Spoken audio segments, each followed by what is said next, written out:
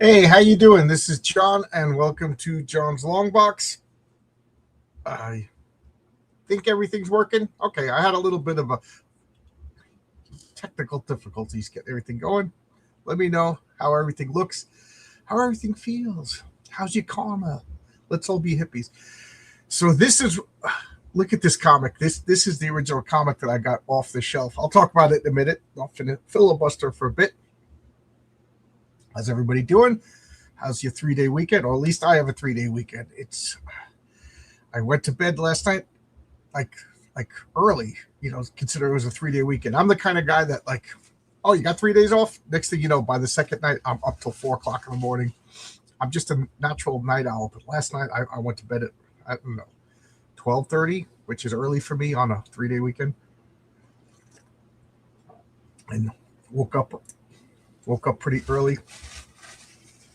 I don't know. It's just such a good feeling to go to bed and know that no alarm is going to wake you up. It's my favorite feeling in the world. Oh, we got, hey, Oscar's here. Oscar, you got the package I sent you in the mail. That's great. Waiting to see if Renzo gets his. For those of you who don't know what I'm talking about, Oscar is the colorist for Heroic Tales 2. Uh, and and he's working on the Patriarch now, coloring the Patriarch. But I sent the box of Heroic Tales 1 and, stickers and stuff like that. And it came back. I used UPS. I thought UPS would just be better than the post office for Mexico. Go figure. And then I opened up the box. I put in everything for issue 2 because by the time it came back, issue 2 was ready. And then I just used the regular postal service. I figured, why not? Let's see what happens. And it got to Oscar. So let's hope it gets to Renzo. And Daniel's in Brazil is still en route. And when Daniel gets his, there's a few issues that he's going to autograph. He's going to mail to Oscar. Oscar will autograph. So, we'll do the round robin again. I thought that was fun. I don't know. I just thought that was kind of cool that I sent the box all the way to South America. And then it went around the continent all the way back to me. I don't know. I just think that's kind of neat. Check this out. It's not complete yet, but it is up at the Longbox Comic store, so you can get everything that I offer. One-stop shopping. You can get the comics, the covers, stickers, cards, T-shirts, the hoodie, the oversized print, anything that I offer. The coins is over at the. It's still not complete yet, but it's up and available. Hey, old dirty fatty, how you doing? Your name always makes me giggle, so it's good to see you. Zach Tan, I'm having a blessed Sunday. I woke up, I'm having coffee, I'm talking about comics. That's a blessing. Sip of coffee, sip of coffee. Oscar says looks good. Looks good. I gotta get a mic though. I'm the pro. How you doing? Ben Samar, voice actor. How you doing? How you doing? Day off. What is this? I'm not familiar with that concept. Yeah. Oscar doing freelance coloring. I'm sure whenever he gets a chance, doesn't matter what day, hour, whatever it is, doing whatever he can. Yeah, it is a nice feeling. It is a nice feeling. I put in for overtime because you can always use the money, right? Always use the money. I always tell myself, I don't care how tired I am now. A week later, when you get that paycheck, you don't remember how tired you are, but you do remember the extra money. That's how I think of it. So I always do the right thing, put myself in for the overtime, and then I'm glad I didn't get it. Hey, Marcus, how you doing? Everybody saying hello to each other. Good cover, but the picture of Lenin on the proletarian costume is a bit on the nose. Yeah. How you doing, PB? How's everything? Everybody saying hello. Okay, cool. So let's talk a little shop news. So like I said, you could go here to fund my comic. You could go here to fund my comic. This will be my link for the future. I got to change this send this to Alternative Comics because they I have an ad for Heroic Tales, and I want to this. I want to keep this active forever. So this will be my forever store kind of thing. It's still it's a little unfinished, but it's workable, but it works. Unfinished, but it works. Kind of like my life. So we'll go there. What else is going on? Tomorrow I have Chuck Dixon at 11 a.m. I picked 11 a.m. rather than 12 a.m. so we could talk for 2 hours. And then at midnight tomorrow. So tomorrow I have 2 streams at 11 a.m. Chuck Dixon, at midnight Phil Diaz. We're going to talk about the man with no strings. Wednesday night it'll be a comic book team up with RJ, and then Friday it'll be it's clobbering time, and we're going to talk about the greatest comic book archer. So Green Arrow versus Hawkeye, Green Arrow versus Merlin, Shaft, all of those guys. That'll be fun. I want to get back to more this character versus that character. So that's that. What's the discussion agenda? For like Chuck Dixon and Phil, I don't know. I never make plans. It just goes where it goes. I mean, obviously, we're going to be talking about the 7 Deadly Sinners. That's Chuck Dixon's newest comic. It's on Ripascend. It's Fast and Furious comic book kind of thing. Cars. He's been working on that for a while. I think he wrote it like 10 years ago, and then the artist has been working on it for a long time, among other projects. That's what I think. Probably wrong, but that's what I think. So anyway, we got people. The chat is active, so there's really no need to filibuster anymore. So let's look at this. This is my actual comic that I got off the newsstand, and you could tell I got this as a kid because look at Storm. I drew in the blue eyes because it bothered me. So yes, I ruined my comic because I literally drew on it as a kid. And here is another cover that as a kid, I just thought the cover artist was the interior artist. I didn't have that sophisticated an eye yet. But you can see this is Dave Cockrum and inked by Terry Austin. So don't you understand, Colossus? We're your friends. He's one of the X-Men. Now he's the power mad proletariat. Yeah, the Lenin face. Look at that. The hammer and sickle CCCP. Yeah, I didn't get, as a kid, what year was this? 1979. So I was 11 years old. I knew about the Soviet Union. This was the Cold War and everything like that, but I didn't know exactly the politics. All I knew is he became a bad guy. Russia was the bad guy, and he switched his allegiance from America to Russia. That's really all I knew. That's all that mattered for me as a kid, and it worked. I love the Kirby crackle in the background for no reason. Kirby crackle is just awesome.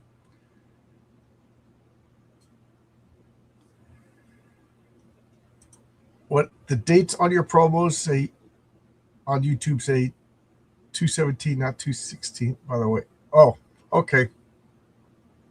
Okay, so I put the wrong date. I'll fix it. Thanks. People always forget about Vainglory and Despair as deadly sins.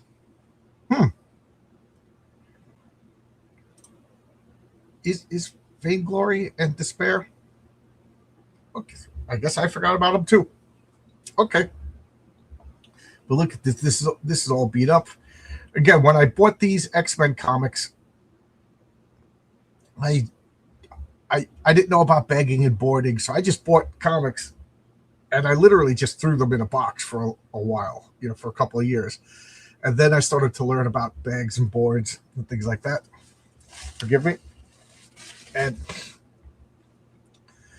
it seems like I replaced a lot of these X-Men comics with better conditions. This one, I guess, I never seem to replace.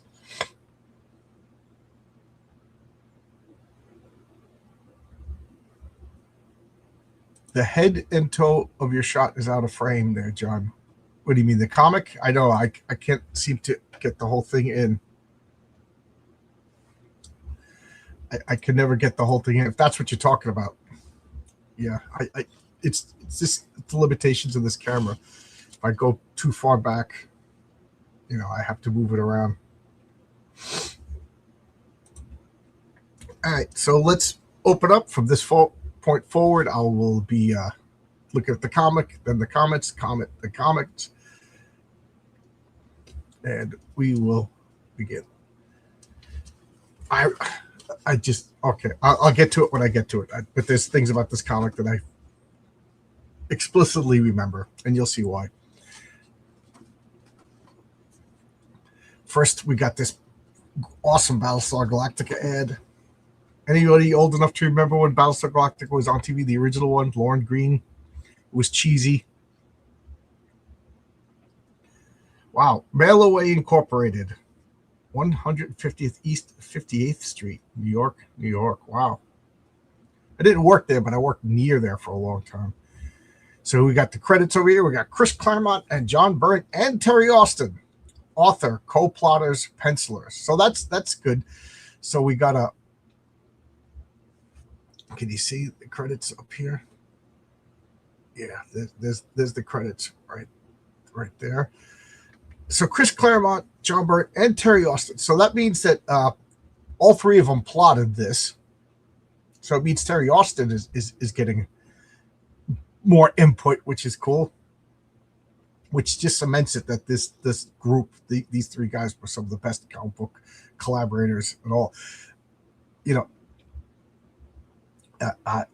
As mean as it is to say, like I don't think any of them made anything as good by themselves as they did when all three of them were working together. It's like the Beatles. The Beatles were such a great band, and then separately, I don't think any of them did anything as good as the Beatles. It's like something about the chemistry of all three of them. And then, of course, Chris Claremont did the actual writing. John Byrne did the layouts, and Terry Austin did the inking.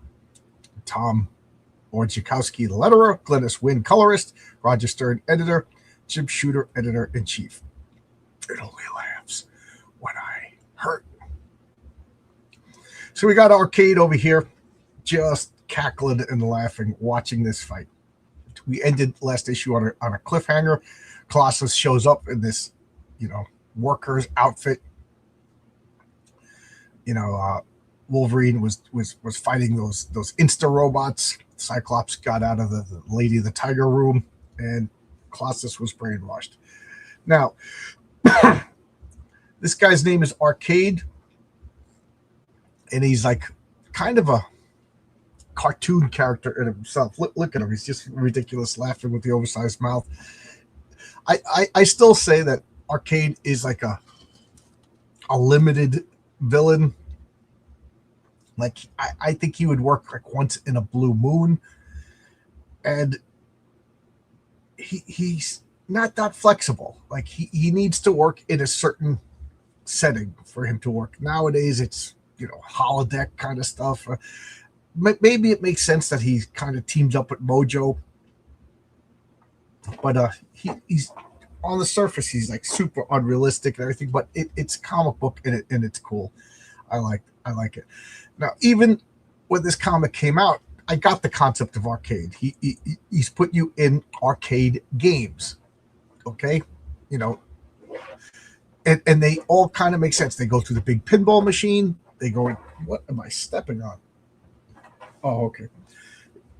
They go to the big pinball machine, and it's kind of like a mix between a carnival and an arcade. That kind of works. Wolverine's going through the House of Mirrors, Cyclops, the Lady of the Tiger, Nightcrawler with the bumper cars and everything. The only one that didn't really work to me was Colossus getting brainwashed. You know what I mean? What does that have to do with arcade games and carnivals? But whatever. I just didn't find that one to work the theme as well. My face is so bright. Let's see if I could. that better? Is that worse? Is that better? Is that worse? How's that? Okay. Does that work? Can you still see the comic? Now I can't see it, so I guess that don't work. I can't read it. All right. Oh well. My face is gonna have to glow. So I don't know. What do you guys think? Great splash page. It brings us up to speed. Like we see Banshee fighting the airplanes. Storm, she's trapped in this water tank. Nightcrawler's fighting the bumper cars. We got Wolverine and Colossus over here, and Cyclops. So the whole team is really brought up to speed in this panel. It's really cool, really cool. Let's check out the comments. The X-Men are always different from every other supergroup to me. Not just the whole thing, just look different. Yes, absolutely, yeah. And it's one of the things that fascinated me about the team was the names. Like, I hate to keep nailing this, but I've always had to think about superhero names. Superhero names, to me, are the essence of the character.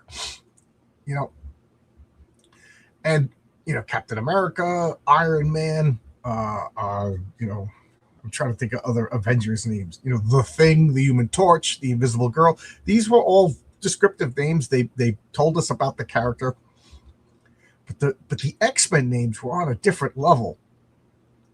Like Wolverine. I literally never heard of a Wolverine until I saw this character, and it just seems so exotic. Cyclops, Colossus, Banshee, Storm. These were great names, and I like the fact that they were lesser known at the time, so they just seemed more mysterious. They were in their own corner of the Marvel Universe. They didn't really interact with the Fantastic Four. I mean, they did in the old X-Men for like 1 or 2 issues. They showed up once in a blue moon, but they were like this, mystery, exotic subgroup with these cooler names than the rest of the X-Men. And I think I do trace it back to this team of X-Men, this original X-Men, that kind of cemented my fascination with superhero names. I really did think this was the high point of the X-Men and probably American comics. This run, we got another 25, 30 issues or so before, in my opinion, it starts to decline. Your mileage may vary. The Dream Team, absolutely. Hey, I watched Battlestar Galactica. It wasn't cheesy at all. Maybe you didn't like. No, cheesy isn't bad. I love Battlestar Galactica. I was the champion for Battlestar Galactica in my school because everybody didn't like it. So me being the contrarian, I was like, no, this was my show. I never missed an episode. I watched the reruns. I had the action figures. The only thing I never had was the ships. I always wanted the toy ships. They were so cool looking. I still love the designs of the Battlestars themselves, the Colonial Vipers and the Cylon Raiders. Just cool spaceship designs. The only one I didn't really like was the Cylon base spaceships. What are they called? They look like clams to me, like space clams. You think we need to thank Shooter for the Dream Team? Yeah, absolutely. Jim, we need to thank. I did. It's Clobber Time Friday night with Marcus, and that's one of the, Jim Shooter was on the face of Mount Rushmore for me. One of the comic book greats. Mono Marcus, how you doing? How's everybody? Good to see you here. Arcade is a cool costume. I like the platform shoes. Yeah, I even as a kid, I don't know if you my age, I'm sure Marcus could back me up on this, but the Who's Pinball Wizard was really big, and they had that terrible movie Tommy and Elton John playing the Pinball Wizard. I always got that kind of vibes. Pinball was a big deal back at this point. Playing pinball, going to the arcade. There was TV shows about pinball, and again, Tommy from the Who was with Pinball Wizard. Every time you turn on the radio, Pinball Wizard was playing. Pinball was a big thing. Like there was in the 70s, there was these crazy fads. Truckers for a while was a fad, and motorcycles, and pinball, and Dune buggies in the early 70s. Do anybody remember the dune buggy craze? And now pinball. Do you have the Iron Fist issues with this Dream Team? Yes, I do. Yes, I do. Absolutely. That would be a fun run to do. I haven't revisited those in a long, long time. I haven't. Yeah, those would be good to look up. Bryan Singer was the wrong person to make an X-Men movie, and he hated comics. No argument there, Mr. Hurley. No argument from me. The X-Men so far have been a roaming team. A lot of superheroes have a particular area that they defend, sometimes the whole world. The X-Men have just been on the Jersey dealing with... Yes. Since issue 110 or 111, and this is 124, the X-Men have been all over the... They got captured, brought to the carnival, and then they were brought to Antarctica, and they've been just trying to get home ever since. And now they're home, and everything's different. You're absolutely right. Absolutely right. And none of these stories were mutants. Everybody doesn't like me. That comes later. True, the X-Men sound more like a code names or call signs. Yeah. I love the names of the X-Men. They're so cool. Battlestar Galactica has the best storyline. It is a great storyline. I didn't watch the remake. I really got to watch the remake. Was it worth it? Was it good? People say it was really good. I refused to watch it because I love the original so much. And then when I was like, oh no, like immediately my hackles got up because they're doing a remake. And then Starbuck, the handsome, cocky woman's, lady killer of the show is a woman. So I was like, I'm done. Now it was a non-start for me. I have a zero tolerance policy, but I heard it was good. In Mexico, the time the Galactica was on TV, we had a comic named Starman, the Galactic Avengers, from the same team of Calimon. Oh, cool. I really like that Calimon comic you sent me, Oscar. Yes, watch the remake. Okay. When did this issue come out? Good call. 1979. It says August 1979. I mean, August 1979 is when it goes back, I think. Marcus, the date in the comic is when it gets returned or when it actually comes out. So it says August down here, and it doesn't say anything. Yeah, and it says August. So I think August is when you send them back. So 3 months before this is when it comes out. For those of you who don't know what I'm talking about, back then in the newsstand days, you got a comic book. The newsstand would get a comic book and you'd sell it. And then you look at the date on the cover, August. That's when you could return the unsold ones for credit. So, you just, you got 20, you sold 15, you get credit for 5. So the next batch of comics, you got 20 more, you only paid for 15, and so on and so on. Theoretically, you sold them all out. That's what Marvel wanted to sell out all of them so they wouldn't have to issue credits. And then when the direct market came out, the direct market just bought all the issues. That's why Marvel and DC loved the direct market, because they never had to issue credits. They never had to give people money back. The stores ordered 20 comics. That was it. It was gone. And then the comic book stores would bag and board the extras and hopefully sell them at a markup later on. That was the theory. Now they flood the stores with useless covers, and the stores they order 100 copies so they could get the one special cover that they could sell, and then that one special cover they sell it at such a markup that it eats the cost of all the other comics that they have sitting in. And now the stores have like overflowing with comics they can't give away. Just before I was just about to flip the page, but Stippling Vaughn popped in. I like the remake as a whole, but by the end there was empathy for the bad guys. It was sort of he's not a villain, he's just misunderstood. Yeah, right? The Cylons were like robotic lizard race, right? We have sympathy for the robotic lizard race. Sounds like Illuminati nonsense. Okay, Marcus came in under the wire. The 1979 years, right? Usually the month is 3 months after you got the comic. A good sell through was over 45%. with the rest being sent back without a cover. Yeah, do you ever see comics without the cover? That's what those were. They would rip the cover off and send them back, and then that's how you basically made the comic worthless by ripping the comic off. And then some vendors would sell coverless comics. They would double dip. That's why you do see a lot of coverless comics. This comic is so beat up. So now we got, Arcade's just laughing, just a nut job. And remember, they kind of established how smart he is. He got into the X-Men mansion, bypassed all the security and everything like that, and captured Storm and Banshee on his own. He didn't send minions in or robots. He didn't wait until they were in a diner. He broke into so this guy is like a super genius. He's just out of his mind. So now we have the X-Men hostages over here. We got I don't know which one's which, but one of them is Amanda Stefton. Last issue was her first appearance, who's Nightcrawler's girlfriend / stepsister / wizardess / witch. And that this didn't happen. She's not a witch yet. She's just Amanda Stefton.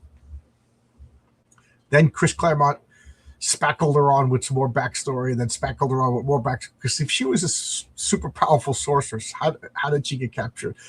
Is Arcade that powerful, or did Chris Claremont just not come up with that yet? You decide.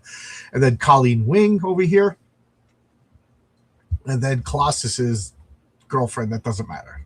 This is the first and last time that she's mentioned. Can you blame her? She goes out on Colossus. Oh, look at this tall drink of water. He's 6'7". He's a hunk. Oh, I got captured by a madman villain, and I ain't going back out with that guy. So now what is he doing? He's just bragging. So Colleen Wing just gets him to a monologue. So this is a stark raving mad villain. This was this way that all the villains were. We had Mesmero. Mesmero was a sex creep, if you ask me. But he was a limited scope villain in that he didn't really think of world domination or getting rich. He I think, thought about getting his rocks off. Really, that's what I thought about Mesmero.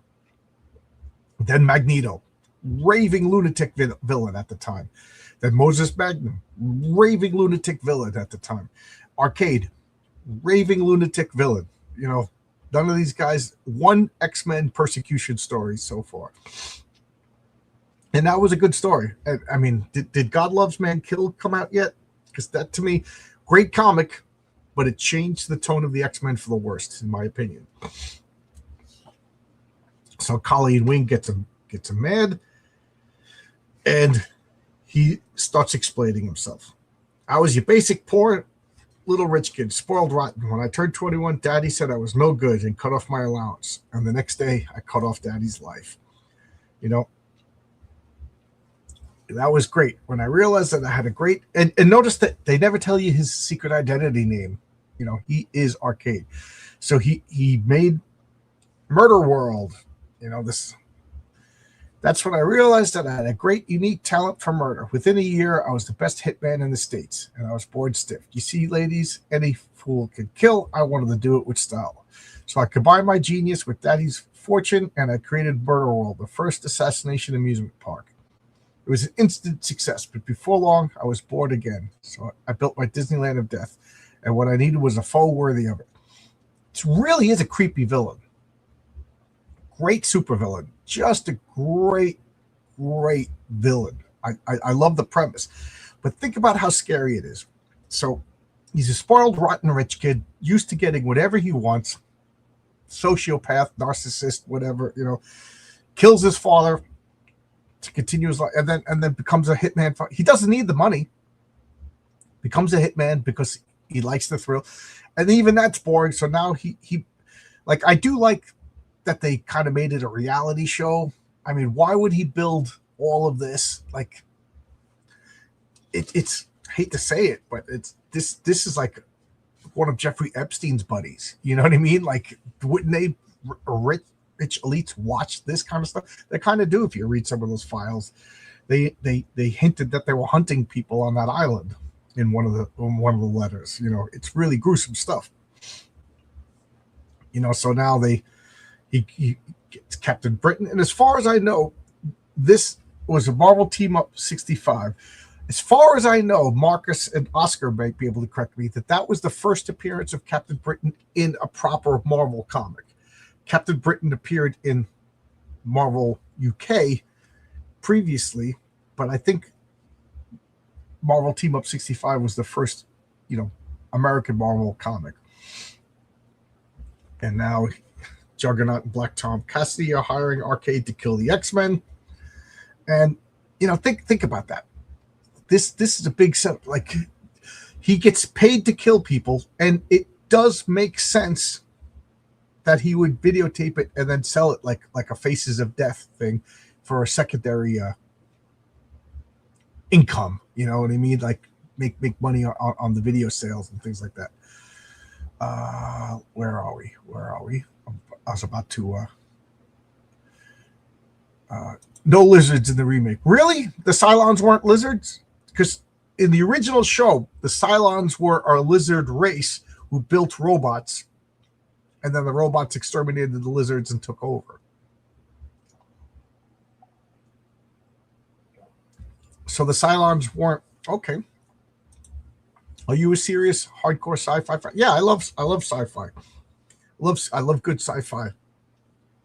And at the risk of sounding pretentious, I'm sending humorous sci-fi stories over to Matt Barr, and we're going to make an oversized, you know, magazine-sized black and white Mad Magazine inspired sci-fi humorous anthology.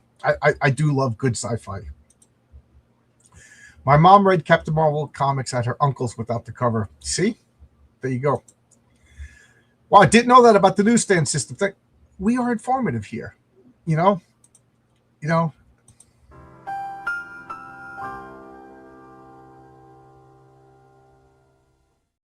It's a public service. The Wizarders, like that name. Cool. For peace of mind, I start to ignore the nonsense of the story and enjoy it. Yeah, you got to do that. Isn't Captain Britt was his Marvel Team Up first? I don't know. I'm not sure. Like, see here, Captain Britain. This is 1976. So I don't know. Did he appear in Captain Britain comics over in UK? This is Marvel Comics 1976. You know, the issue before this was #1. Was that his first appearance, or was Marvel Universe's first appearance? I don't know. I can look it up, but maybe Marcus will tell us. So which Dune novel or Asimov novel is my favorite? I don't like Dune. I don't know what it is. I tried to I originally, my introduction to Dune was the David Lynch movie, and I liked it. It was hard to get through. My friend Phil explained everything, and I was like, okay, I'm going to get into this. And then I bought Dune, and I just couldn't read it. I just wasn't interested. I didn't see the remakes movies, so I just don't like Dune. I don't know what else to say. And it's something that I should like. It's got all the lore, you know, all the world building and everything. I don't know why. I just don't like it. I tried, but I don't. Every once in a while, I'll still, you know, if I see that David Lynch Dune movie, I'll put it on. But I didn't see the made-for-TV movie. I heard that one was good, and I didn't see the new one with Zendaya and stuff. But I will say, the Dune board game, the new Dune board game, is so good. It's so much fun. And Asimov. Why am I blanking on the name? Oh, that's going to drive me crazy. Which has, since you like it, Brave New World or 1984. It's funny that you said that. Because back in college, I argued. I I read I read Fahrenheit 451, and then I read 1984 right after that. And then a friend of mine told me you got to read Brave New World. So then I read Brave New World. So I read all three of them in like a 2-month marathon time. And then I just remember being in college, and we were having the philosophical freshman stereotypical college debate. And it basically boiled down to what do you think the future is going to be, Brave New World or 1984? And I was like adamant 1984. I said that the government's going to oppress us, and we're going to hate it, and we're going to fear it, and there's always going to be like people that were. And he said Brave New World, and now 30 years later, I realize he was right. We want our oppression. We crave our oppression. Just give us our soma and orgies, and it is, to me at the time, I was just like, no, human nature is not, we don't want to be shackled. We don't want to be enslaved. And I was wrong. I look at it right now. The people who want freedom are the weirdos. So it was a fun argument, and I was 150% wrong. That original Captain Britain costume is way better than the new one. I like them both. But the original one to me is a little more clunky. I'm sorry, but I do like the new one. I like the new one better. It's a little more streamlined. Yeah, in the UK it was first, but USA, I think, yeah. In the USA it was Marvel Team Up, I think. I'm talking the novels, not the films. Yeah, I just couldn't get through it. There's a couple of books I couldn't get through. I couldn't get through The Fountainhead. I got to try reread The Fountainhead. I could think of the Asimov. The cover. Why can't I think of the name of the book? The 3 Laws of Robotics. Yeah, and it's funny how many people think that those are real laws. Oh, robots can't do that. No, it's not real. It's Asimov made it up for one of his books. Humans made the Cylons to make life easier for them. Cylons revolted. War till was a draw. Cylons retreated and waited for almost a generation. They struck and wiped out humanity. That's the new show, right? Right? Practically, those books are manuals to rule the world. Foundation series. That's it. The Foundation series. Yes. Thank you. I couldn't remember. I didn't read Space Odyssey series. I didn't read the iRobot series. I could go on and on. Series sci-fi novels, not films. Yeah. The Foundation. Why is my phone listening to me? The robots are listening. All of a sudden, Foundation. Yes, I read Foundation. I remember my roommate in college, Randy. His name was Randy Mills. Real interesting guy. I tried looking him up a few times. I can't seem to find him, from Texas. But he was really into the Fountainhead and Rand, and I made a mistake and thought he said the Foundation. So I read Foundation, and then we started talking about it.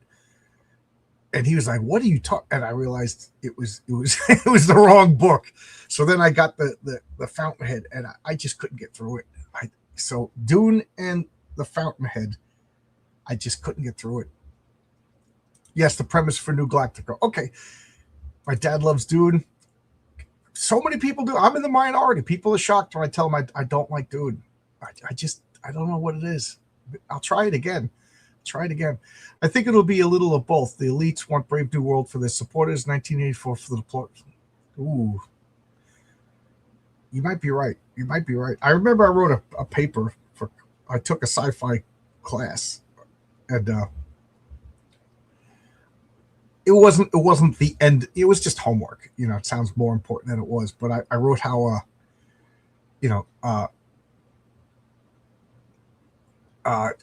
Clockwork Orange, was, I wrote like a premise that Alexander Lodge grows up, the hero or the anti-hero or the villain of Clockwork Orange grows up and becomes Montag from Fahrenheit 451. And then I had to argue it in class. It was fun. 2001 Space Odyssey. Oh, okay, yeah. I never read that book. I only saw the first movie. Is the second movie any good? Yeah, I never read the books. When I got the Jack Kirby comics that are just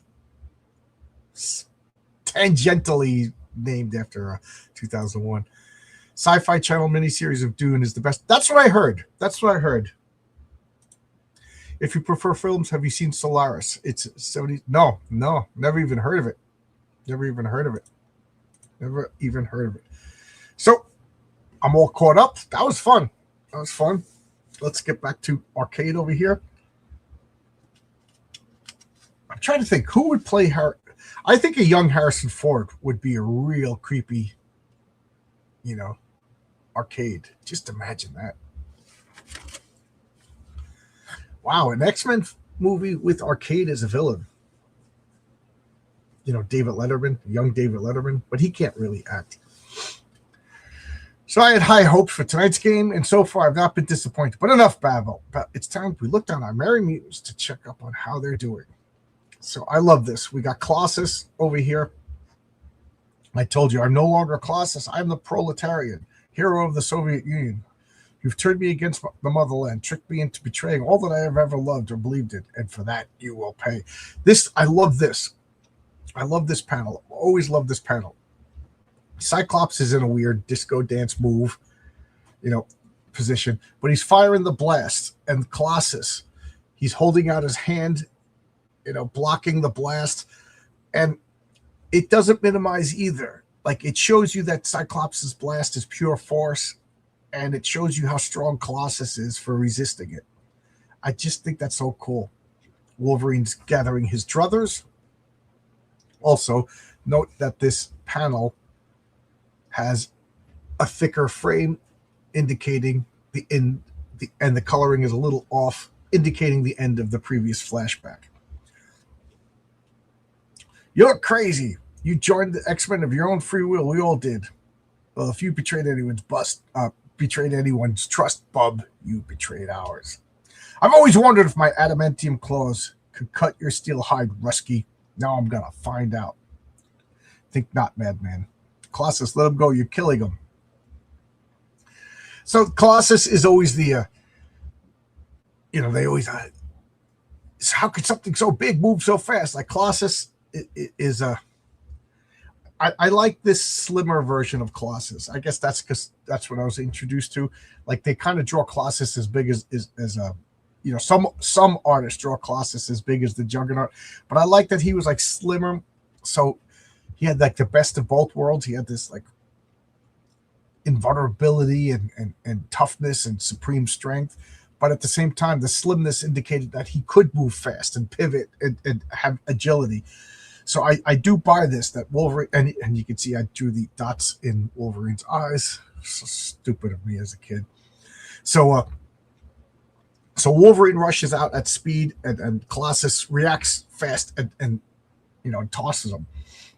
Now, here is a comic book debate that I toss out to you, my wonderful people in the audience.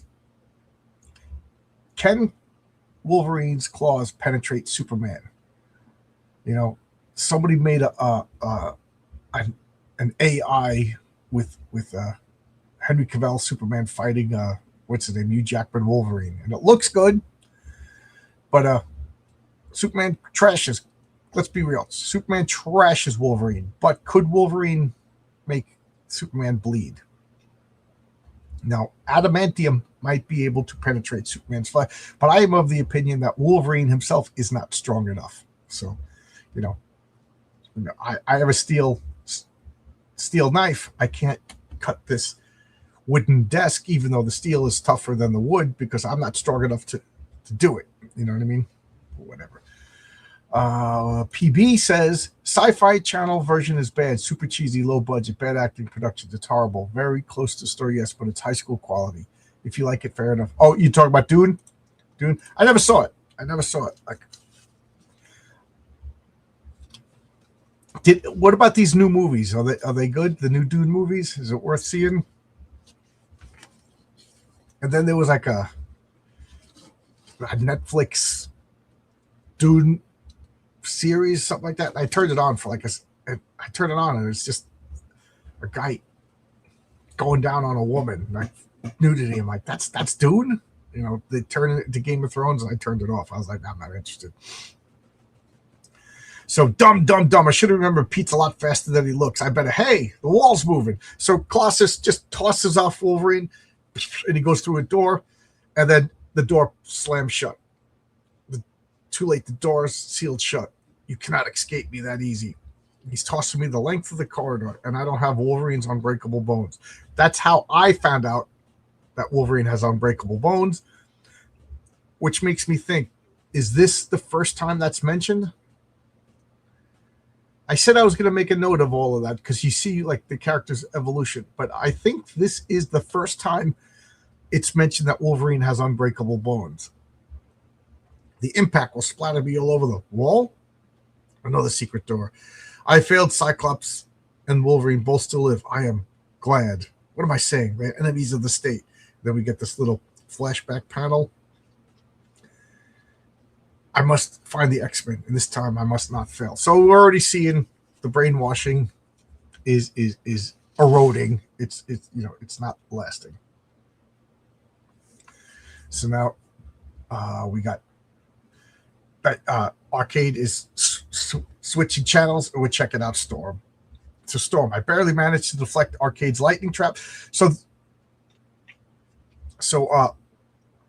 Storm is in a trap that's utilizing her weakness. Remember, her weakness is claustrophobia. So she's in this dark, undeterminedly sized room, and there's water in it. Okay.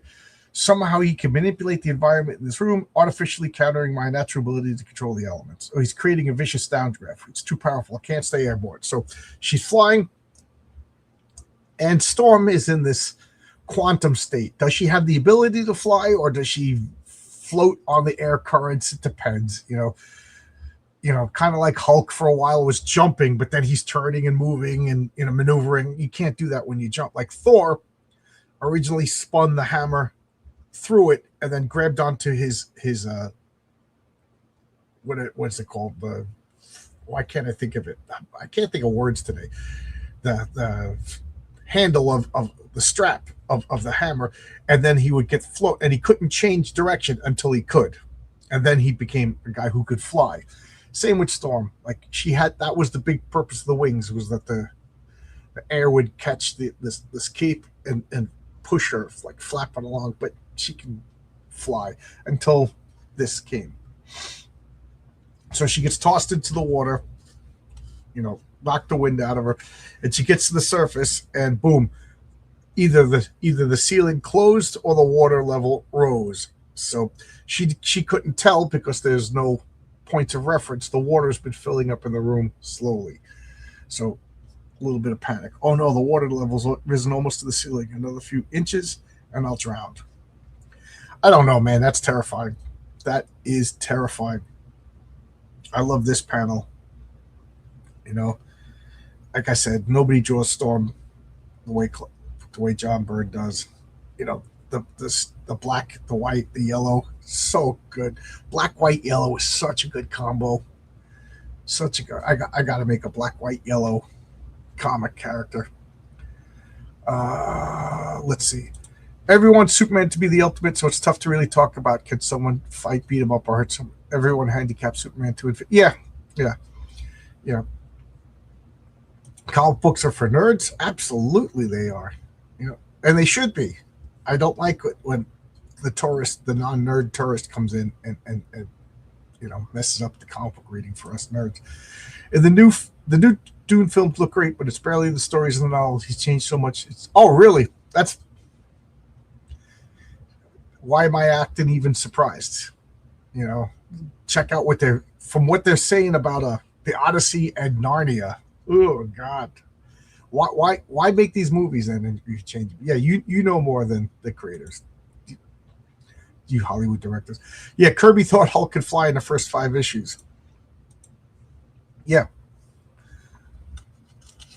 So let's go to the next page. Oh no, we got ads. We delayed satisfaction. Buck Rogers. I remember these. These were fun. I remember they were like cardboard tubes, basically filled with like gunpowder, like a gunpowder held together, so they were like a solid gunpowder. and you lit the fuse, and they flew, and they came down burning, hit the ground, slightly on fire. Man, they were fun.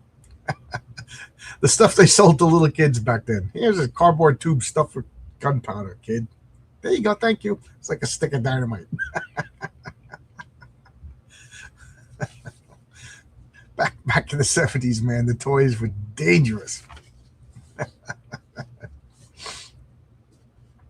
So elsewhere, I'm going down like a rocket down the chute. There's nothing in the, I hope there's nothing in the way when I hit the bottom. Made it, but where? It's a giant room shaped like a goldfish bowl. Nightcrawler. So he's about to be totaled by a runaway bumper car with buzzsaw accessories. Sorry, Arcade, not while I can help it. So boom, he blows up the buzzsaw with his I-beams. It's only a scratch. One of those maniac dodgem cars came a little too close. He goes, if I knew where we are, I'd teleport out of this thing. I'm afraid I can't help you there, at least, but don't worry, I zapped the car.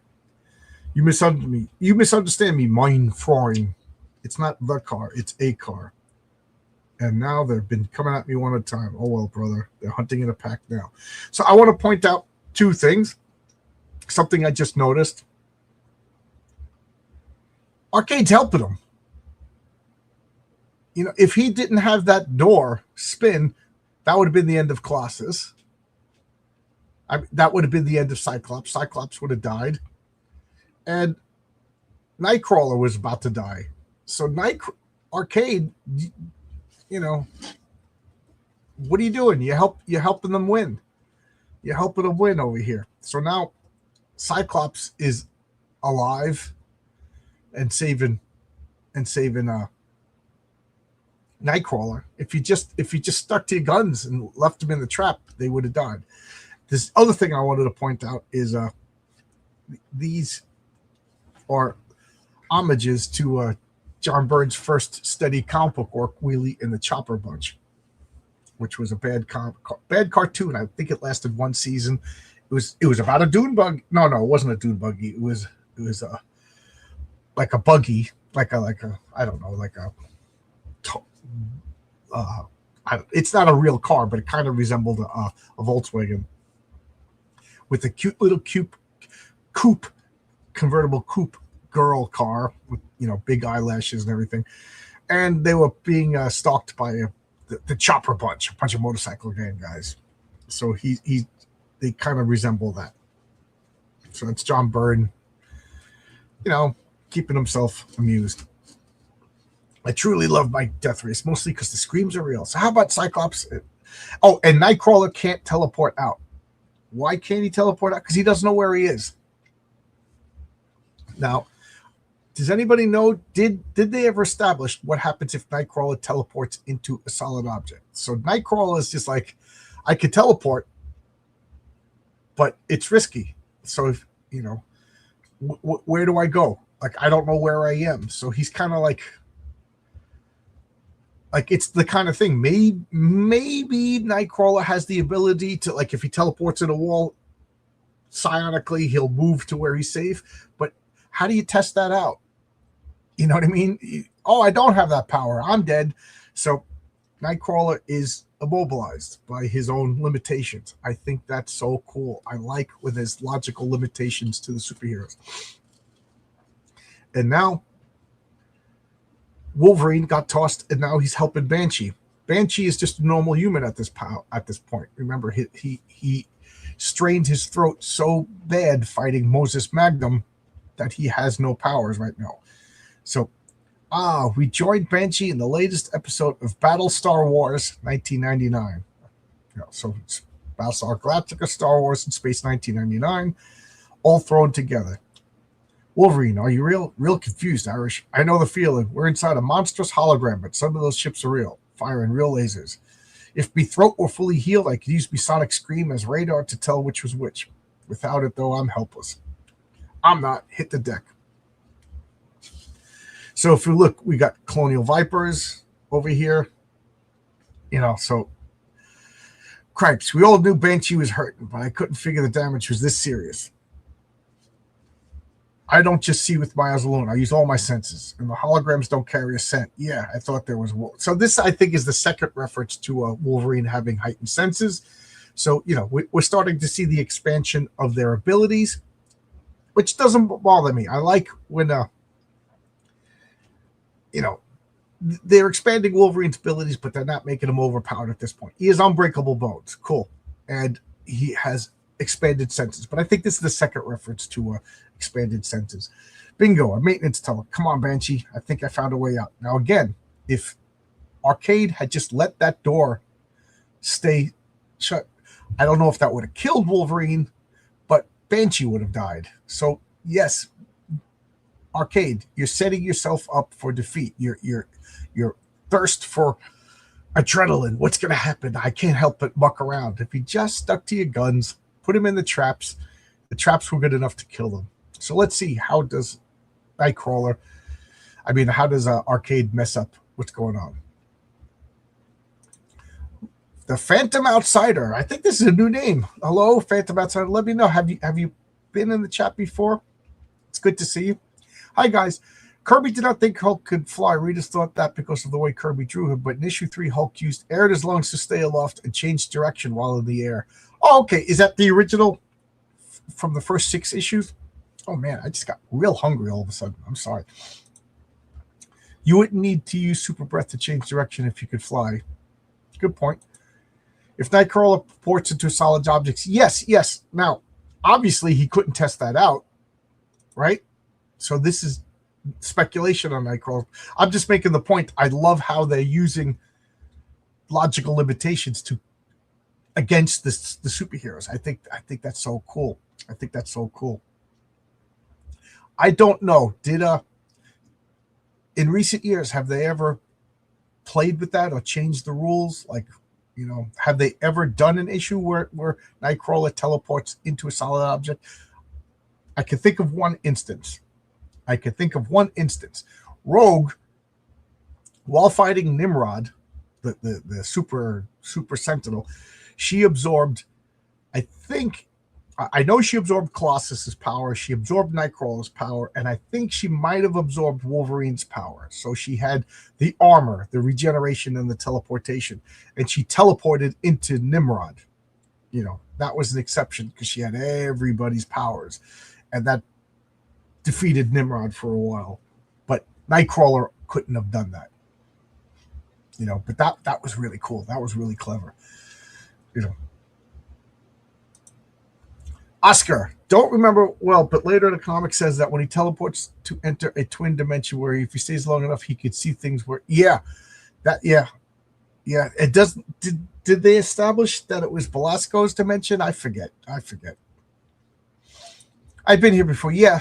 The problem is I'm seeing after the ads instead of before the ads. So things are slightly different. And sometimes I think people are somebody else. I wish YouTube would go back to the, or StreamYard, or whoever's doing this. I wish they would go back to the original. But it's dangerous because there are demons there. Yes. Yeah. Notice the way Wolverine cuts through the wall. Which edge is the sharp edge? Top, bottom? Yeah, I know. I even noticed that as a kid. How is he cutting? He's the rounded part. Are they sharp, like thin and sharp, like a steak knife with a point? Or are they rounded like sabers? We don't know. But I always thought this was cool, just ripping the panel off. Again, here we got the Colonial Viper. Let's turn the page. Oh, no, we got an ad. So what are these? Oh, Treasury editions. These Treasury editions are just oversized comics, $2.50. And what's the cover price is 40 cents on a regular comic, $2.50. For these Treasury sized. As a kid, I hated the Treasury sized because they were just too big and they would get destroyed. It was cool to see the art and it was cool because they were huge. But where do you store them? I'm a pack rat, so I'm always thinking of stuff like that. Where do you store them? And they got destroyed. I bought a couple of Treasury size and they're still giving me problems to store. But you got to get Life magazine sized bags and boards. And I love these. I got Repto. By the time these came out, I was kind of losing my interest in Micronauts. I got Repto because it was just too cool not to get Repto. Membros, Antron.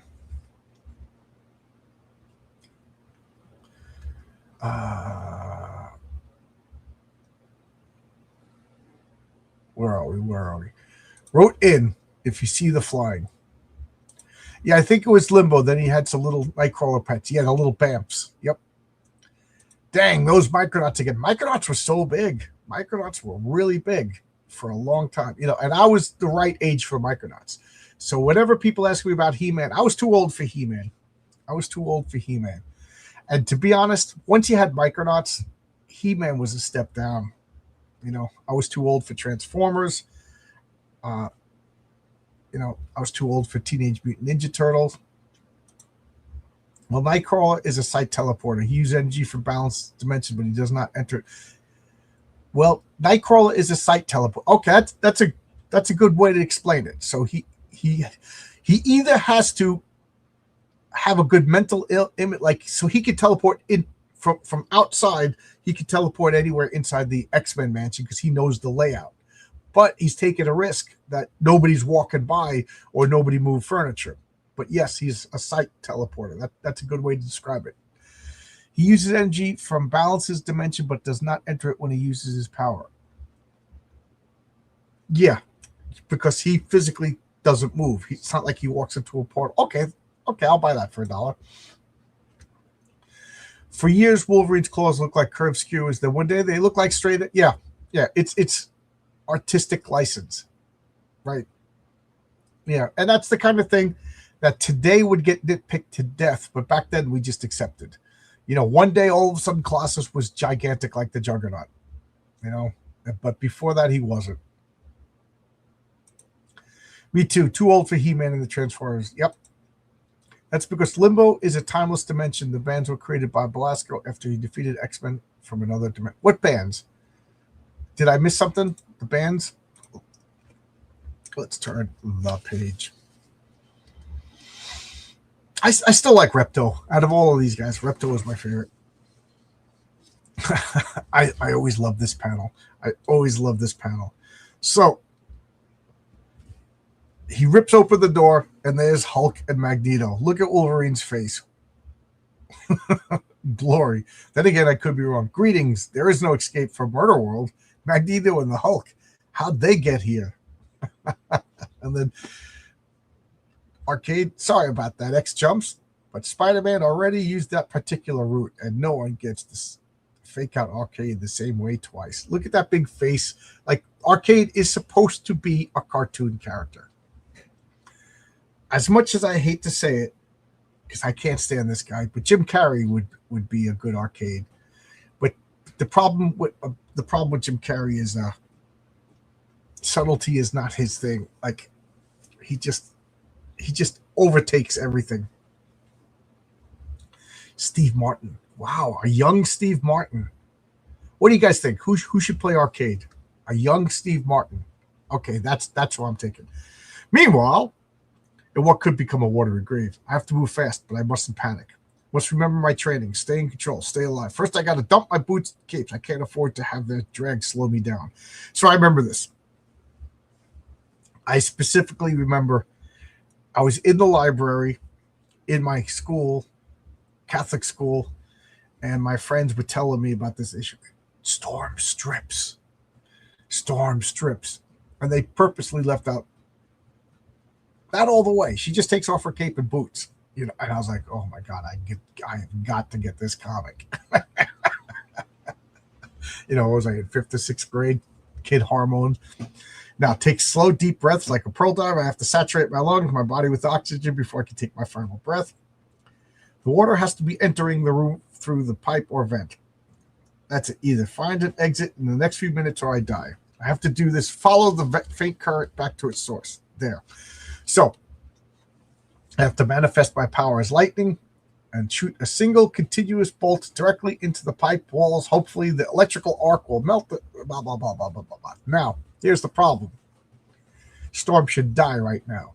As an electrician, She's firing a lightning bolt underwater. This should just electrify everything, including herself. Now, she's mutant. She controls the ions. Blah blah blah. That's the way out. That's the way out. I also like. So Cyclops rescued himself, and Storm rescued herself. Wolverine and Nightcrawler and Banshee so far were rescued by other teammates, and it pretty much all came from Cyclops. So now Cyclops and Wolverine are running away, and this I always liked. So Nightcrawler, get behind me. So he fires and boom, without a you know, he just fires, boom, boom, boom, boom, reflects his blasts. Just so freaking cool. I always love that. I always love trusting a unique inborn talent for spatial geometry, honed by months of practice in the danger room that makes them aware of the positions of every car in the room. It tells him exactly what angle will enable him to destroy them all with a single optic blast. Cyclops, how did you? I haven't tried that stunt in ages. It's nice to know the old skills haven't atrophied. I love that. That is just so cool. I would love to see that in the movie. Love to see that in the movie. Just blows the ball out. Don't play pool against Cyclops. And then Zaka. And I love the slight variations. We got Zarp, Zap. That one has no word balloon. Zoop, Zorp, Zarap, Zack, Zaram. Each one has a slightly different pitch. And Nightcrawler's like, huh? You know. And again, Cyclops is the MVP in this issue, at least. Where is he? Oh, yeah, typed it. Autocorrect. Okay, that makes sense. Okay.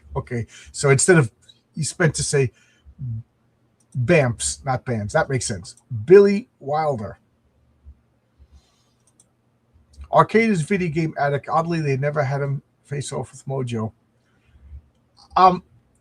Again, I quit Marvel in 2015. They've got to. Didn't Oscar? Didn't you say he teamed up with Mojo or something later on? I don't know. I got to take you guys' word for it.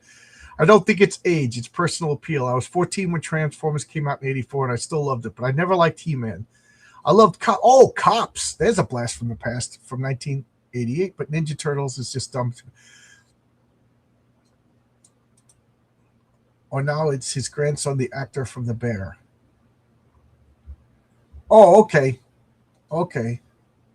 Oh, that guy's related to Gene Wilder? The kid from Shameless? Is he? Central Organization of Police Specialists. Cops. I remember those toys. And Mask.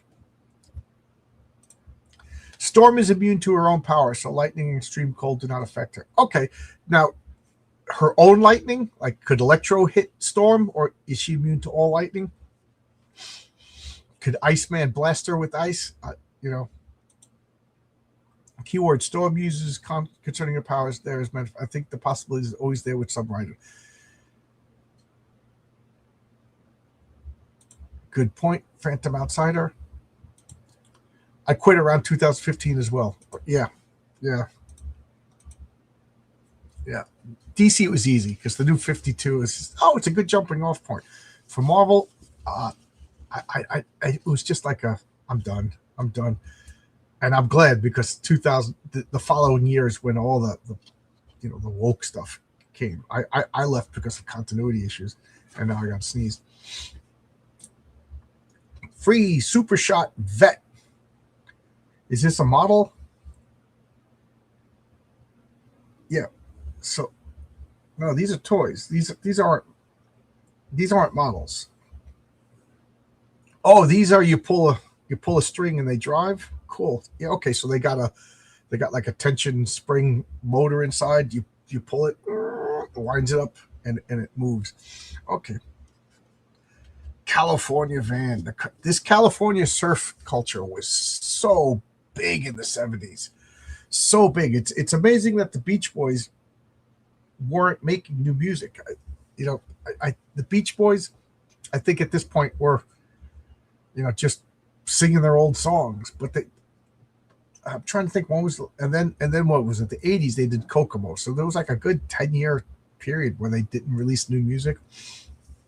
I think what's his name got his feelings hurt when what was the name of the album? Smiley Smile got panned and it was never released, and then it was reproduced. It came out as Smile, I think. Is that the story? I'm not the biggest guy when it comes to Beach Boy lore, but I think anyway. But anyway, California beach culture was really big, surfing and everything like that. This is pretty cool. Anybody into cars? Anybody a car guy? I'm not a car guy. Even, if money was no object, yes, I would buy a nice car. But like right now, a car is just a vehicle to get me from point A to point B without any trouble. The most peacefully, most inexpensive way possible is what I want out of a car. Once almost every mutant had the secondary power of healing. Yeah, almost every superhero has a healing factor. Wolverine, I remember, not Wolverine, Spider-Man. I remember one issue he had his arm in a sling, and when he woke up in the morning, he broke the sling. Cast rather. He broke the cast off. Just needed a good night's rest. No Thor, no Electro, Thor, Iceman have no effect. Now he could trap her in a block of ice, but she'd likely panic, blast out. Okay, that makes sense then. I quit Marvel in 2008. I hate Miles Morales. I hate Spider-Man 3000. I hate all the copy Spider-Man. I hate Riri. I can't argue with you. I will say that the Spider-Man 2099, they did a good job of making him unique and different. But yes, for the most part, I absolutely agree with you. That's because they had Peter David writing that guy, an actual writer. Look at this ad. Was that Jack Davis? Was that Jack Davis artwork? Or somebody like him? Next time you're shopping for good comics, wear your sunglasses. Marvel Color magazines.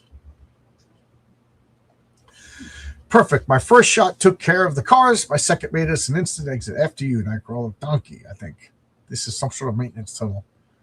I hate to split us up, but we've no alternative. You take that tunnel up there, and I'll take this branch. If you see the other X-Men, whatever.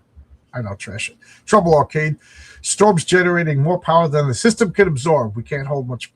We need to worry about the girls' arcade. I've taken care of them. Permanently, I hope. Start a computer search pattern, Miss Luck. I've lost Nightcrawler and Cyclops. So here we got this creepy, Jeffrey Epstein, Jillian Max, whatever her name is. Oh, I didn't realize I left a comment up here. The tunnel's probably crammed with scanners. Sooner or later, Arcade's bound to find us. What's that sound? Sounds like a fight. I tried using Sonic Scream on this robot Magneto, but the pain was too great. Repower's useless. I've been waiting for months for a rematch with the Hulk. Too bad you're not the real thing. So I like this. They show them panicking. We got Magneto and the Hulk. And then the next panel, we just immediately know they're robots. The shock is over, and they're fighting. Magneto's not using magnetic powers. And Wolverine's just slashing this Hulk. It's just fun. And then bam. I think Brian Wilson had health issues and mental issues, if I remember correctly. Brian Wilson, the Jackson, Michael Jackson's father, used to torment them into success. Same with Brian Wilson's father. He was a son of old bitch. No one likes Riri, not even her parents. They named her Riri in New Jersey in grade school. Riri was what we called a moron. Yep. Not someone that had mental problems, but somebody did. Yep. Same thing. It's the first thing I thought of. I was like, are they really calling her Riri? That was a kid name for a retard. So what are you, a Riri knockoff? So what are you, a Riri knock it off? And that was in the 70s. Yep, absolutely. I was like, how did you not do it? Did you know what you were doing? When I heard her name was Riri, my first. Yep. That's It's funny. It's funny because that's the first thing I thought of too. It's like, are you kidding me? It's like naming your character Spaz Johnson. Hey, Spaz Johnson. And I'm supposed to take you seriously? We got this ad. Look, it's off. You know, everybody's got weird faces. Look at that thing face. Oh, God. Captain America is like, he looks like a Riri. And they're all mailed flat.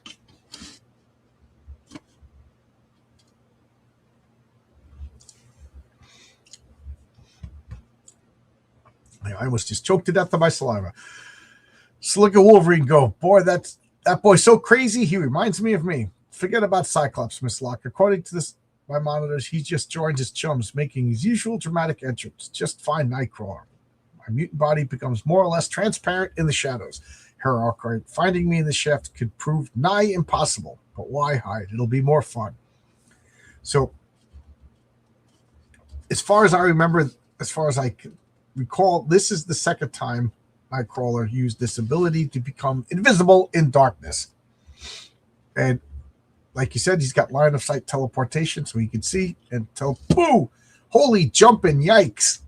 Anybody help. Stay calm, stay calm, Arcade. I'll deal with him. Be honest, Fraulein Locke. I don't usually make a habit of striking beautiful women I meet, but I have need for your souped up shotgun. So Nightcrawler just punches Miss Locke. Equal opportunity. Hope you don't mind if I use it to blast this place to smithereens. Chambers, the gas. But another man. In my haste, I missed him.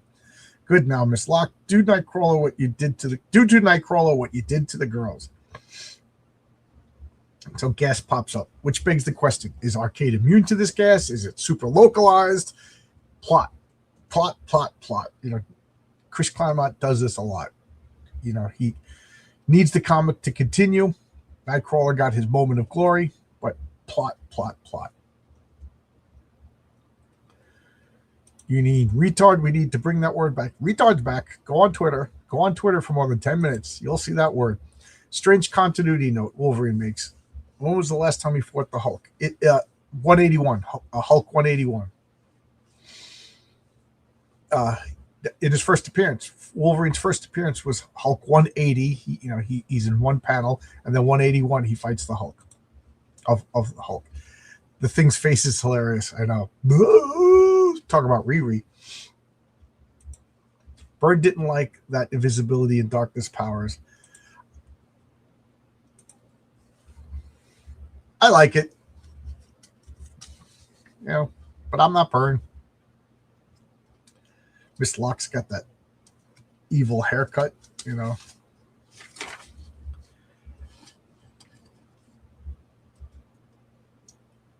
At that moment, unaware of Nightcrawler's fate, Wolverine's doing fine on his own, but Banshee's in trouble. Sean, you okay? I, Cyclops. For better or for worse, I'll live.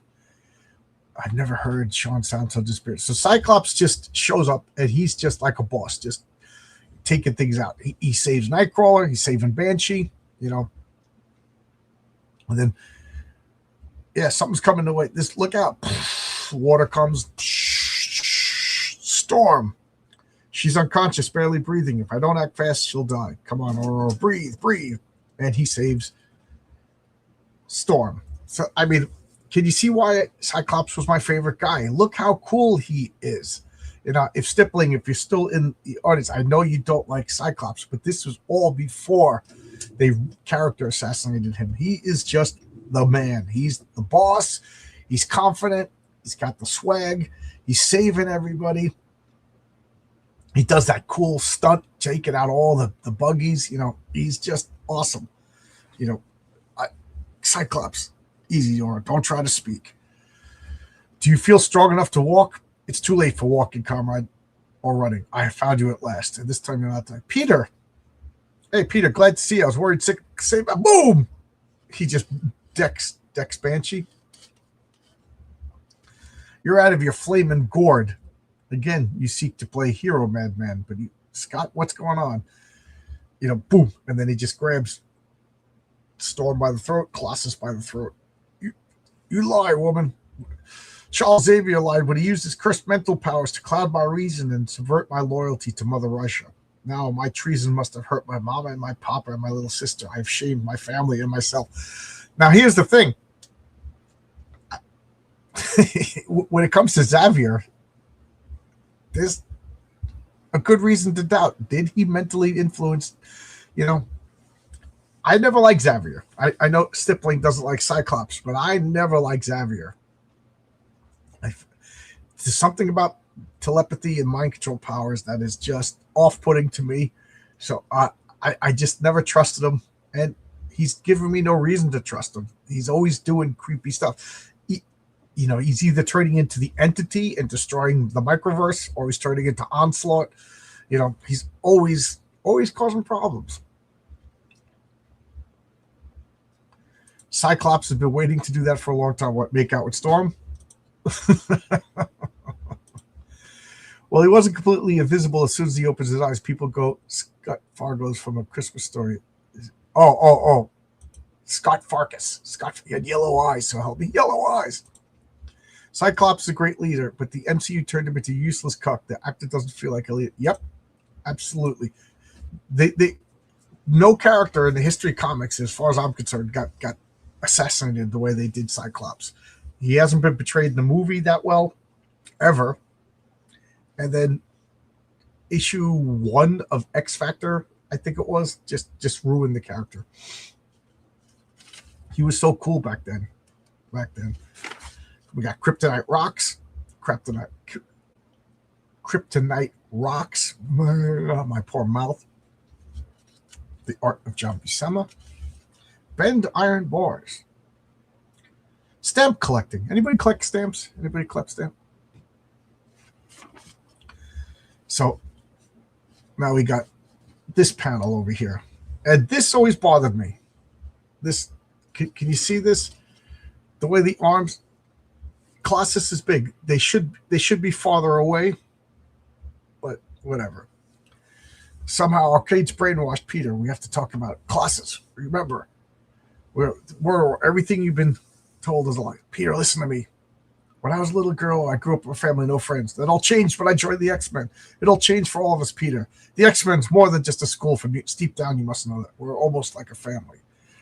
Scott is right, Peter. We are family. We would never lie or betray you, Peter. Don't you see? We love you, Peter. You're like a brother with me, like a brother. Oh, yes, it's all true. Oh, my friends, can you ever forgive me? Oh, well, you can't win them all. So there you go. In the Villains and Vigilantes role-playing game, you knew this was going to come up. I always talk about it. One of the powers is mind control. So when you mind control somebody, it's permanent. So I mind control, Marcus to whatever, to run down the street. He will do that forever until either an internal or an internal or an external thing happens to him that causes him to so like he's running down the street and then a car's coming. His instinct is to, I don't want to I don't want to die, but he's mind controlled to keep running into the street. So then you get a saving throw. And so you get a saving throw versus your will. And if you make the saving throw, you break the mind control. But if you're never challenged, you never make a saving throw. So this is Storm is challenging him, and he makes a saving throw. That's I'm always thinking of the role playing rules in comics. So there you go. So they broke the mind control power by challenging him, and Colossus made the saving throw. So this I always thought was just, oh well, you can't win them all.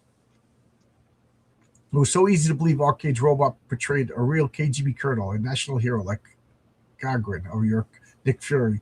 His accusations echoed my own real doubts about being an X-Men. Doubts! I like that. Cyclops like doubts. And they all got wrapped up in water. And finally, they're in a long abandoned Bronx amusement center. Is there any amusement center in the Bronx that's abandoned? And then it explodes.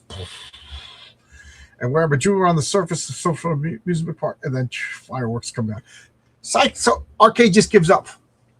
Arcade just gives up. Even as a kid, I thought that was a little cheesy. You know, he had them all on the ropes.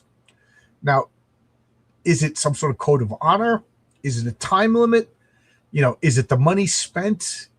You know, you got 4 traps, and if they get out, they live. You know, it was kind of just like, okay, plot's over. That's all I could think of. Story's over. Resolution. You know, does anybody get what I'm saying? It just like, why did Arcade just? Because look at all this effort that he went through to let them go. The water shoots up. This whole cost millions of dollars for this iron to fold up, for the water pressure, all this tubing. You know what I mean? And it gives them a geological location to find Arcade. You know, why didn't the X-Men mount an operation to find Arcade? They know this guy's a murderer. He's a kidnapper. You know, he tried to kill them all, and they know he's somewhere near the Bronx. You know, plot. Don't think about that kind of stuff. Is that why you mispronounce the name of? You don't like Professor X? Well, now we know the truth. Yep. I still have the Art of John Buscema book. Oh, I have the. Okay, yeah, I have the How to Draw Comics the Marvel Way. That's a different book, right? I gotta look to see the Art of John Buscema book. See if it's on eBay. Colossus has become a modern comics pro. What do you mean by that? I don't get it. Like in the comics, he's a comic book artist, because I know he was an artist in the X-Men. Like he was painting and everything like that. He was like the gentle giant. He was writing poetry and painting. You know, the contrast that he was a big iron guy. But in the comic books, is he a comic book artist? Now that was where Lex kept getting kryptonite. Marvel selling things to get rid. Oh, there you go. It makes sense. The plot thickens. The entire page was well written. That's what makes this a great issue. Yeah. Despite the logical flaws, the plot, forcing the plot, the illogical consistencies in the plot, it is so well written and so well drawn that we could forgive the little mistakes or errors or you know things that bother me. You know, we could get around them. Well, Purple Man overrides most people's survival instincts. Yes. Did you watch the video I sent you? No, I saw that you sent me a video, but I didn't get a chance to watch it yet. I checked my phone a couple of minutes before that I made my coffee, that I set up this video. But I will watch it. Was this when comics were only 18 story pages? Maybe that's why. Well, we're on page 27. So I think this is 22 pages of story. 22 pages of story. But still, it's like, wrap this up. I mean, they could just have easily have trashed everything and Arcade got away. You know? Twinkies? Cupcakes? Oh.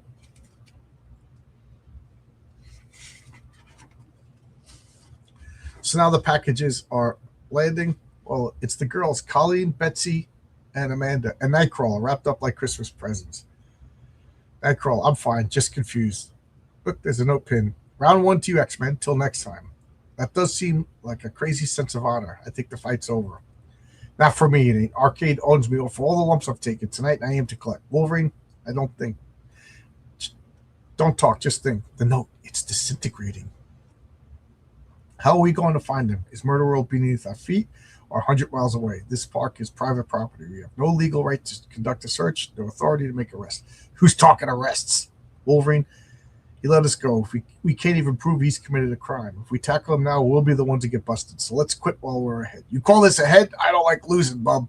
Neither do I, but sometimes there's no other way to play the cards. Arcade wanted us dead. We trashed his setup and forced him to let us go. Like it or not, we'll have to be content with that this time. I call BS, but, you know, but whatever, you know. They just give it up, you know. So I always like to look at the names. We got Kathy Smith, David Zitterman, and Ian Dearly. Okay. And next issue, there's something awful on Muir Island. So next issue just begins. One of my favorite storylines is the professor, the Mutant X, Proteus. It's just so good, so good. I you know, it just gets even better and better from here. As good as that was, it just gets even better.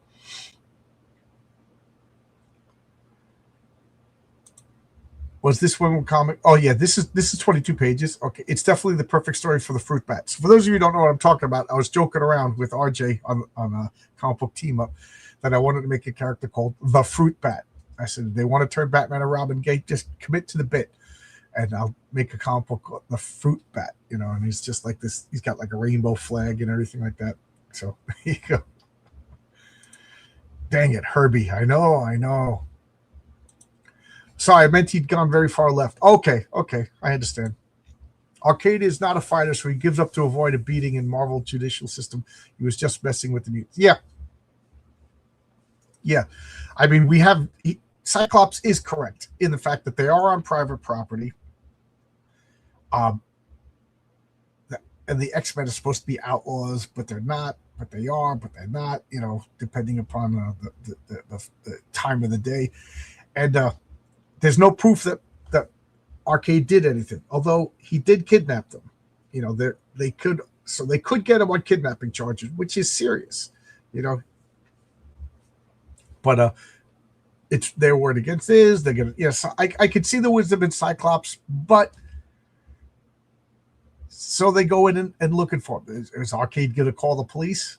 You know, they're trespassing on my property. You know, Proteus. Oscar's been chomping at the bit for the Proteus story. Awesome show. Gotta go. See you next time. See you, Omnipro. See you. Thank you for watching. It'll be ruled. Boys will be boys. He'd pay a fine and get released. I mean, the X-Men are going to show up in court. I know. Yeah. Yeah. And it works for a comic book.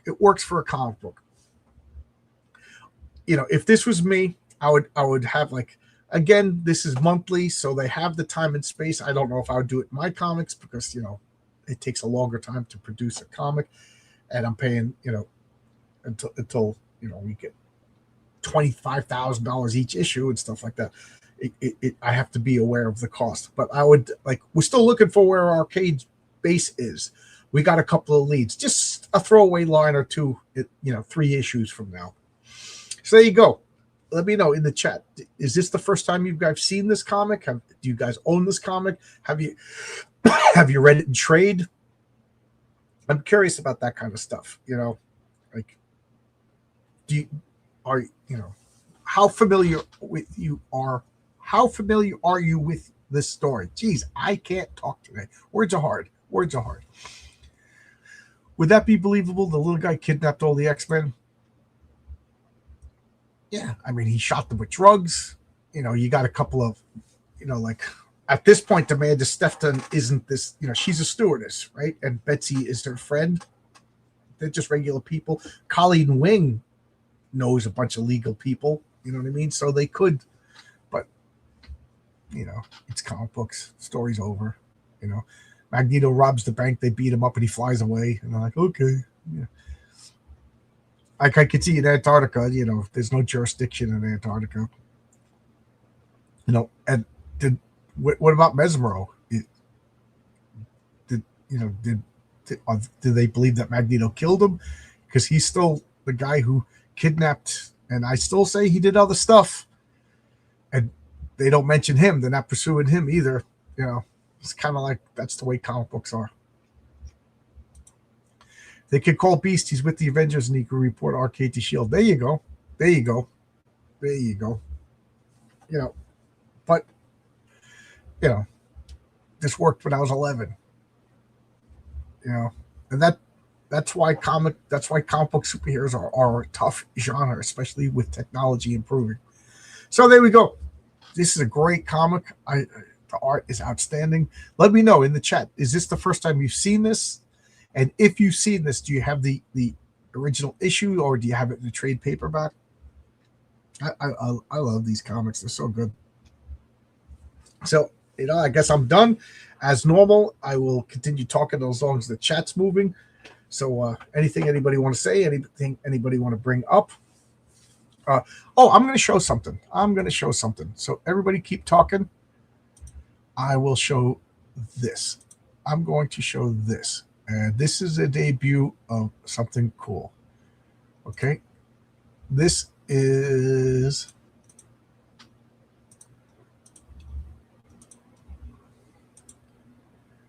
Okay, I'm going to make it big. Can I make it even bigger? Yeah. So Oscar knows what this is. As far as I know, nobody else showed this yet. But this is a promo piece. Renzo drew it. Oscar colored it. Bill Williams put lettering on it. And this is starting from the left. That's my character, the Speedster Go-Getter. After Go-Getter is Vaughn Coleman's Galvanite, who has super speed and lightning powers. And then Andrew, I forget his last name, over at the Ripperverse, that's Blue Shift. And we just thought it would be fun to put 3 speedsters together. And what it is it's just a fun promo piece. So it says Indie Comics at Super Speed and Ripperverse, Rebel Oasis, Longbox Comics. You know, just run it. It's just a fun thing. We collaborated on it. All 3 of us, you know, chipped in. And I talked with Oscar and Renzo. We got it made really quick, really fast. And, you know, whatever they do with it, they do with it. More eyes see it.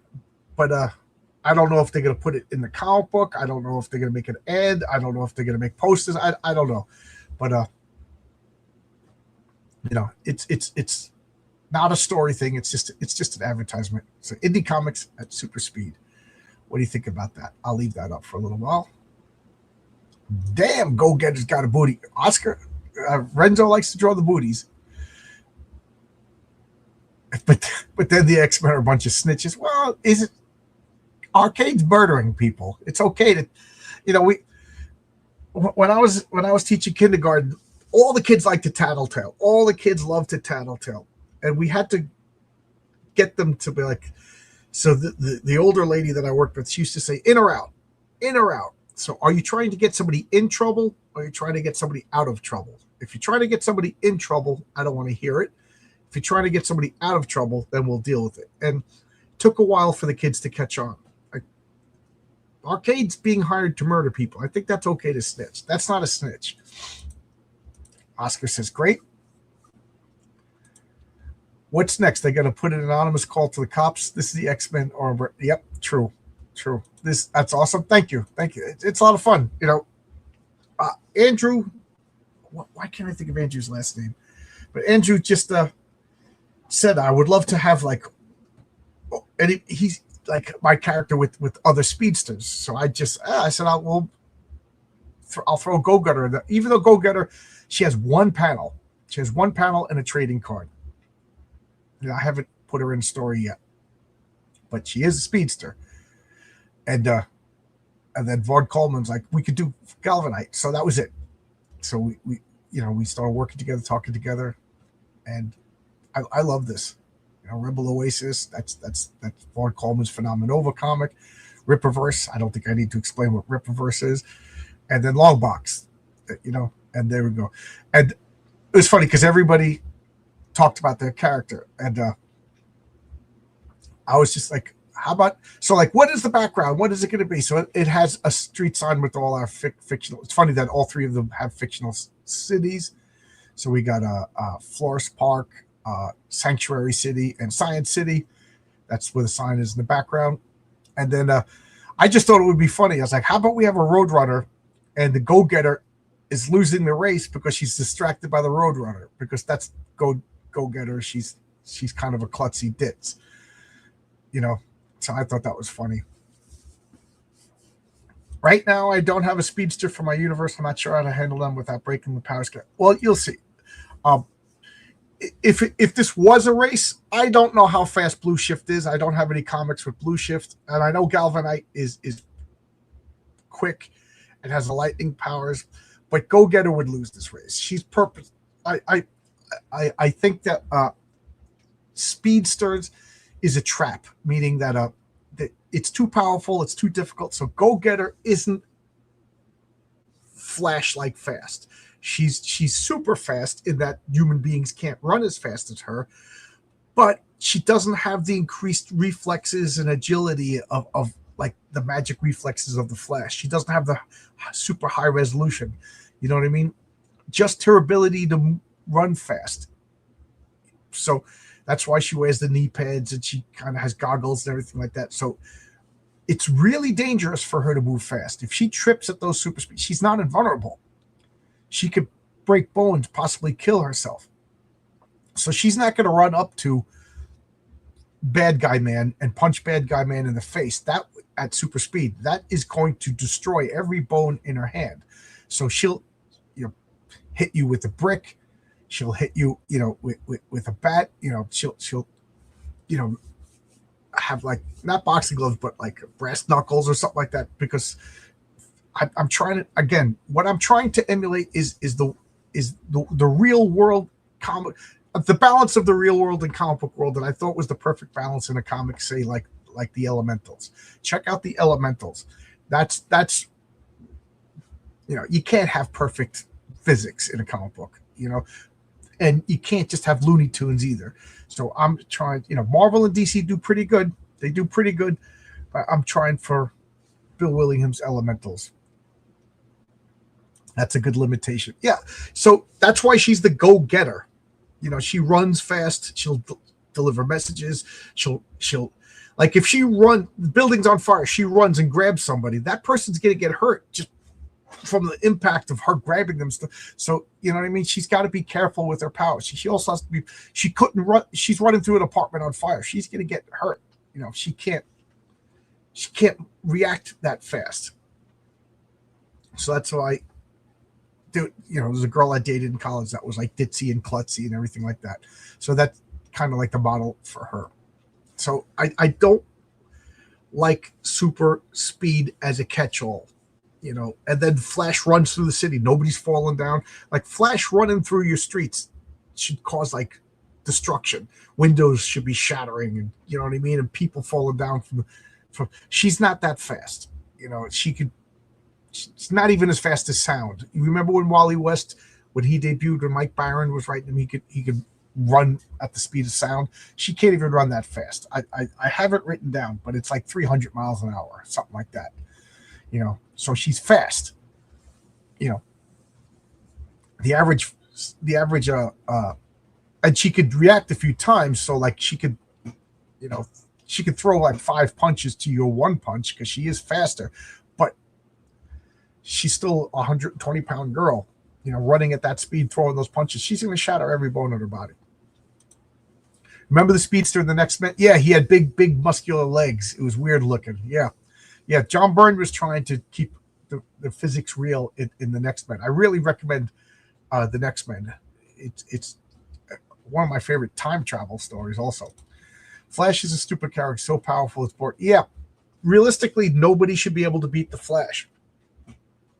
And then Grant Morrison, who I like, but Grant Morrison, he lets the cat out of the bag a lot, and it's hard to put the bag of worms back into the cat.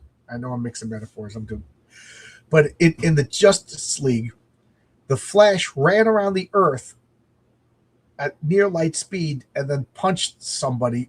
And according to physics, if you get to light speed, your mass becomes infinite. So he hit somebody with an infinite mass punch. That's it. Who survives that? That beats Superman. That beats the Hulk. That beats Thor. An infinite mass punch. And why hasn't he done it again? Because it's too powerful.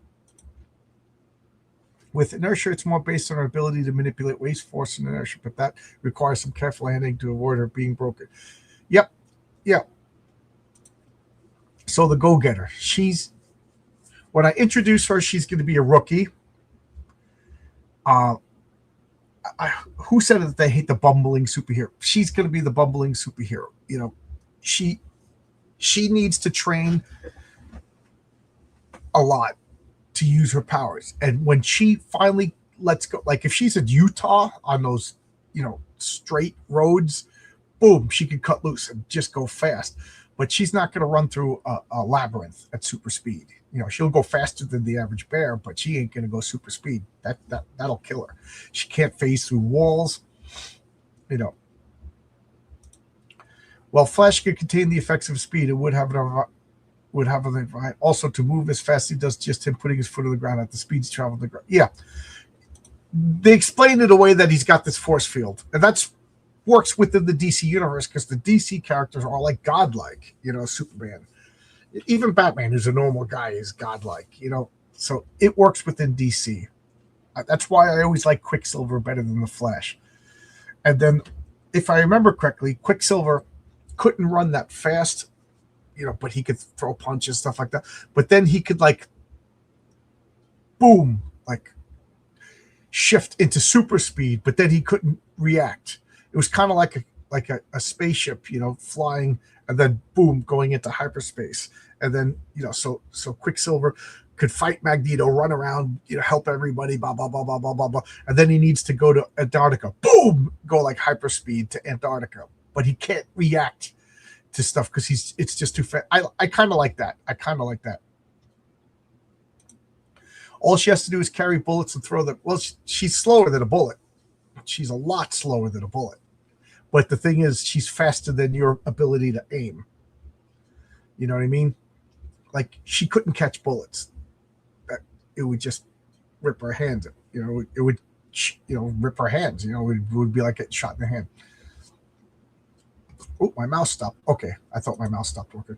Well, Mar-Vell is a punch force dimension than the ice cream dimension. Suddenly the speed force makes more sense. Really?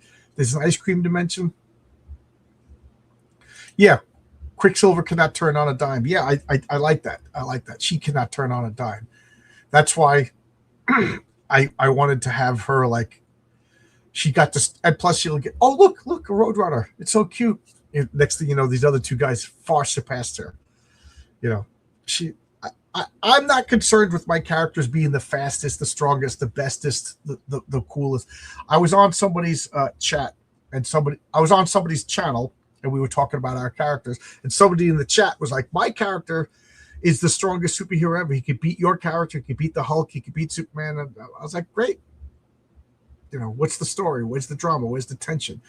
I said, I don't mean to be mean to you, but that sounds like something a child would make. You know, my character is the strongest character in the world. You know, my character is Infinity. Well, my character is Infinity +1. You know, great. That's cool. I got no problem with that. You know, a lot of guys, both of these guys could beat the Go-Getter in a race. I don't know the extent of Galvanite's speed, but I'm pretty sure it's faster than like 300 miles an hour. And Blue Shift, if you have the power that your color changes with your speed, you're faster than Go-Getter. You know. With unrestrained speed, essentially, there's no difference between super speed and teleportation. The results are almost similar, making one of the abilities pointless. Yes, absolutely. That's why I love talking to Dave. He gets it. He totally gets it. I would go even further, Mr. Dave Brinks. This is Dave Brinks of Genuine Comics. I would be remiss in my duty if I didn't mention that he has a crowdfunder. Get Safeguard, get Perfect 10. Both of them are on Fund My Comic, and I think also Kickstarter. So check out Genuine Comics on Kickstarter and Fund My Comic. I think both of us are not using Indiegogo. It's just I wasn't happy with it to begin with, and now I heard it's even more difficult. But anyway, back to our regular scheduled program. I'll go even further. I'll say that with unrestrained speed, essentially there's no difference between super speed and teleportation. With unrestrained speed, it's teleportation with disastrous effects. Teleportation is safer. You know, it's better. It's more efficient. It's less dangerous. She's faster than the Patriarch. Running. Flying is a different thing. I forget exactly how fast the Patriarch could fly. But most flying superheroes in my world could fly faster than she could run. Which means, why is she around? Because she's cool. Good name. I wanted a faster, but let me say this: it doesn't mean they can't improve. She's a rookie, and you will see that superheroes in my world. And look at the Invisible Girl. She's always the example that I give. She started out just turning invisible, and then later on she developed the ability for force fields.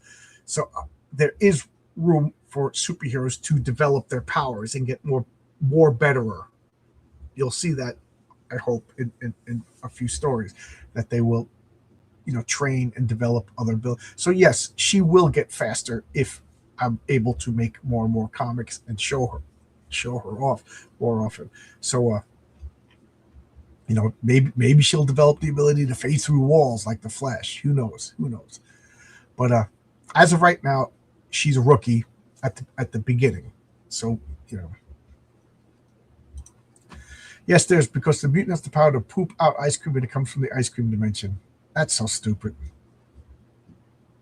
That's a mutant ice cream poop. Even if she can only move at 200 miles an hour, being hit with a baseball coming at you at 200. Yes. That's why her name is the Go-Getter, not the speedster. So, like, she's supposed to be like at this point, she's like a rookie superhero supporting the other heroes.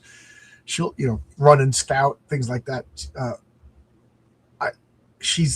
I don't want to say useless in a fight, but she's of limited use in a fight, which means she has to be creative, which is more fun. Before she just processed her poop into ice cream.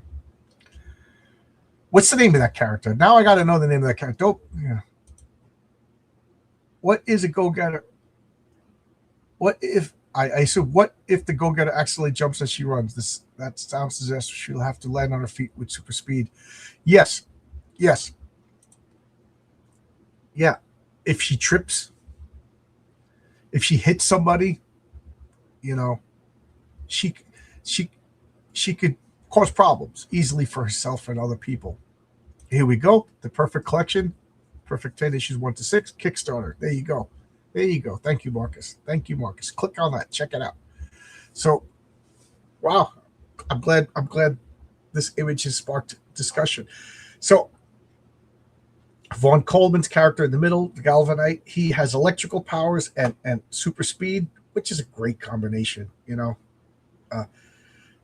such a powerful combination. And it's funny because he's asked me a few things about electricity, and I gave him like 2 answers. This is the way it really works. That doesn't work for a comic book. Nobody's going to call you on this. Things like that. And Blue Shift by Andrew.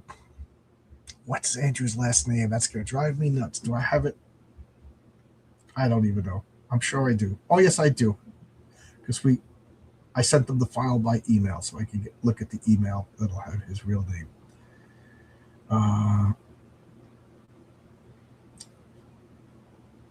Andrew Rodriguez. Yes, Andrew Rodriguez, I think. So let me just make sure before I say that.